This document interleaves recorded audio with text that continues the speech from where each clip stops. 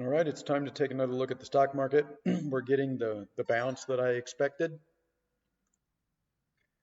I noted back here in January and February that the market was stretched too far above the long-term moving averages. That was the recipe for a crash. That, along with a right translated intermediate cycle, got the crash. Now we're in the opposite position.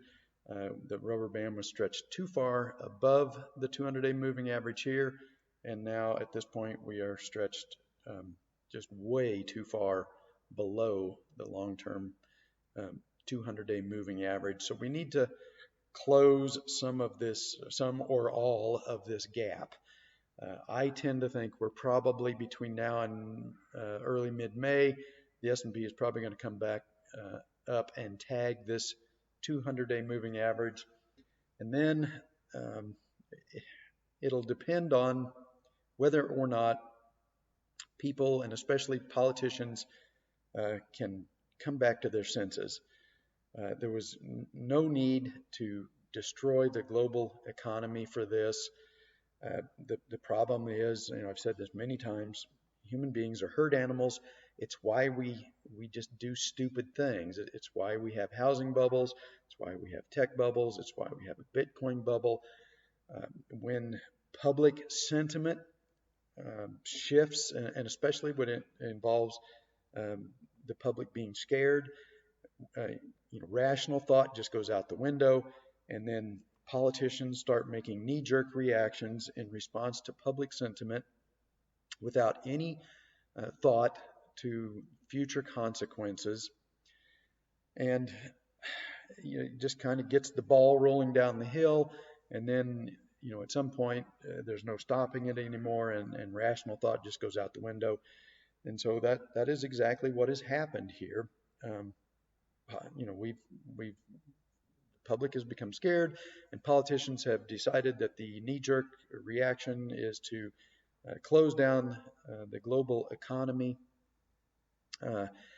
with no thought of the consequences. So, the questions that no one is bothering to ask is, when do we decide that it's safe to start the economy back up?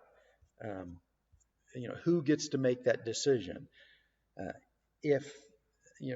they going to be way too cautious and err on the side of keeping the economy closed far too long because they're afraid that politicians in the opposite party are going to slam them, if one more person dies from coronavirus, and then the consequences, of course, will be that if the longer we keep this closed, the harder it's going to be to restart the economy. So we need people in office and power to be able to think rationally, to make rational decisions, not emotional decisions based on public opinion. The problem is that's just very hard to do. Once the crowd all gets running in one direction, sanity returns one person at a time, whereas insanity tends to pile on very quickly. And so we're in a period of insanity where most people are not able to think logically. They are not looking at the consequences of their action. They're just responding to public opinion. And so there's no doubt in my mind that once this rally is over, we're going to have to come back down and retest these lows.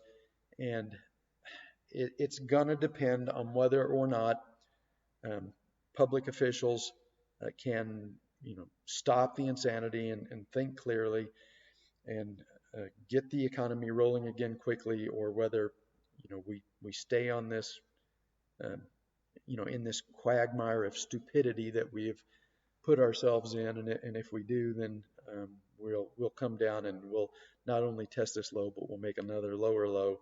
And if politicians continue with these insane policies, we may be able to create a bear market where there really isn't a bear market that could last more than 6 months.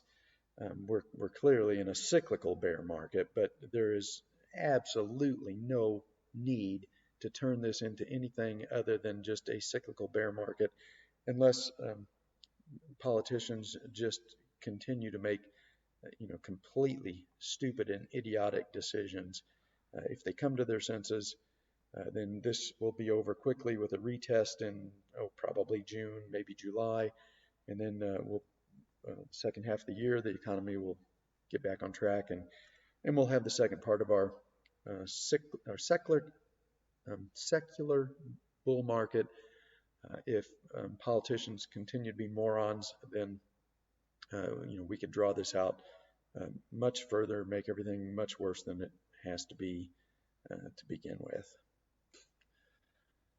But for the time being, anyway, this is was clearly a daily cycle low. It's clearly an intermediate cycle low.